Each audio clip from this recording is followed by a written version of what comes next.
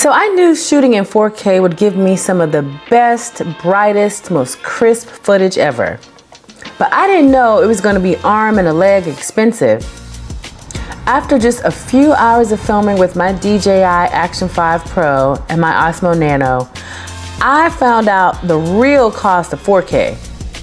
And it's not these cameras, it's how to store all this beautiful footage.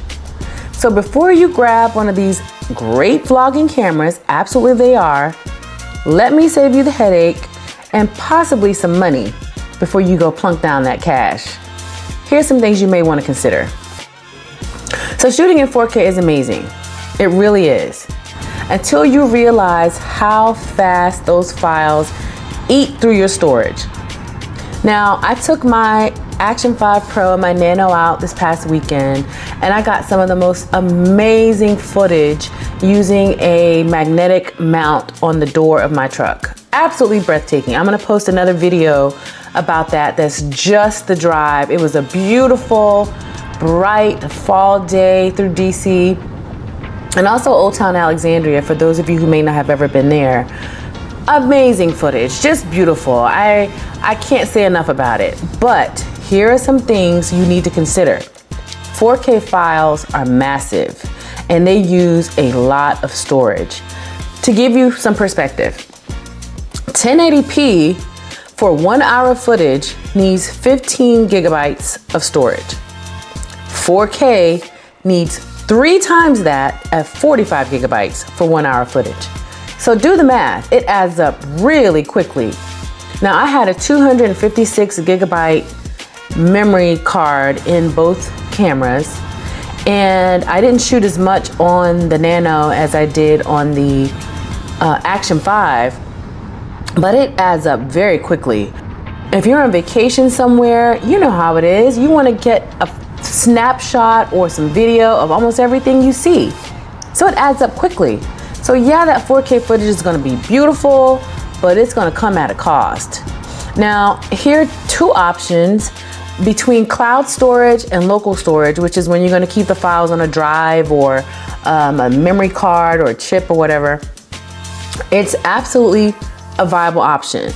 Cloud storage you can access anywhere. It's easy to share the files. Usually there's going to be a link that you can grab to send to someone to move the files, which makes it really easy. Really easy to share files that are stored in the cloud. There is a monthly cost, so you know that's still, even if you're not paying for multiple drives, you still have to pay the monthly cost for cloud storage. It's not free.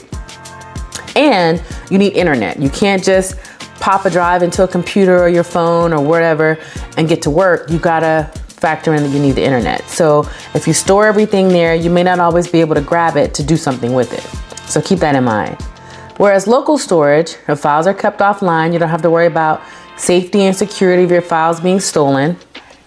Low long-term costs. Once you pay the price for a drive, it's yours. You don't have to buy it again. You can delete stuff off of there, add it back, whatever you want to do. Faster access means you don't have to have the internet. You can get on there whenever. You don't have to worry about internet being down, because sometimes that could happen and you can't access your files. So if you have them on local storage, that's always a great thing to keep in mind. And then manual backups. Now, when you buy any drive, a good rule of thumb is you want to have more than one. You don't want to have it all on one drive. I saw a guy the other day bitching on Twitter that he lost all his files off of a faulty SanDisk drive, which is what I use, but I am going to get some Samsung drives as well. But you want to have a backup to your backup, because things can go left and you don't want to have saved and gotten all that beautiful footage and then it goes kaput because the drive went bad. Anything could happen. Now, of course, you know, 2 drives could go bad, but I think probably the odds are a little bit not as high that that would happen. So try to have a backup to your backup. And then when you're out somewhere, here's some things you want to keep in mind. When you head out, you think, oh, I got 256 gigabytes. That'll last me, you know, the whole trip. It probably won't. And not if you're shooting in 4K. So you want to have some sort of backup drive that you can move files from that camera off of that 256 gigabyte chip over to a bigger drive. And then, like I said, if 45 gigabytes is 1 hour of footage at 4K, if you have a 256 gigabyte drive, just do the quick math. It's gonna add up quickly. That's like almost 25% of the drive. So if you're on a 7-day vacation, it's gonna add up quickly. So keep that in mind and be prepared to move stuff off of the smaller drive onto the bigger drive so you can have peace of mind that you don't have to delete something that you captured. And then one other thing I would like for folks to keep in mind is that I know some people think that the holiday sales are not really sales, but there are some good deals to find, and maybe it's not on everything you're looking for on your holiday list, but usually this time of year is when you can find some pretty good deals on mass storage drives. I would suggest trying to find the largest drive you can find, so you're not buying multiple 1 terabyte drives. If you want to get a 4 terabyte or larger, so that you don't have to even think about it. Maybe get 2 of those, you see them on sale. Those should last you for a while, I would imagine.